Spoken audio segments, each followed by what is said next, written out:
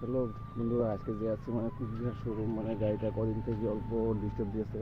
আমার দূর তো আসে শোরুম নাই, কুচবিহার আছে শোরুম যায় আছে, গাড়িটা মোবিল লিক করে, পানি লিক করে। ভাইজান এসে ওয়েট করে আসছে আধা ঘন্টা টিকাল করে আসুন যাই আসুন ভাইজান মানে ওয়েট করতে করতে পুরো রাউড হয়ে গেছে। তারপরে একটু কথা বলে না ইচ্ছা হয়ে গাড়ি চলে আসছে। চাঁদের আসতে খবর পেলাম যে শোরুমের ওই মিস্ত্রি বলে প্রথম শোরুম কাজ করে না, ওই নিজে প্রথমে একটা গ্যারেজ দিয়েছে। পরে আসি পেলাম আসি দেখবেন একটু বেলে গেলে কাম করে আসে। বললাম রে ভাই জলদি আমাদের কামটা করে দে, কারণ আমাকে দেওয়া লাগবে, একটু লোড করা লাগবে, মাল ধরা আছে।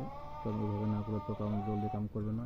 ভাইজান তাড়াতাড়ি কামটা করি। ফাইনালি ওই গাড়ির কাম শেষ করে ভাইজান আমার কামটা ধরল। আমার কেবিন উল্টার পরে ইঞ্জিনের অবস্থা, ভাইজান একদম মাথা গরম হয়ে গেছে, কইটা কী অবস্থা করে রাখছেন। তারপরে ভাইজানে বললাম যে ভাইজান তুই লাহে কামটা করে থাক, আমরা হলো বাজার সাজার করে নিয়ে আসি, ভাত সাত বানাই।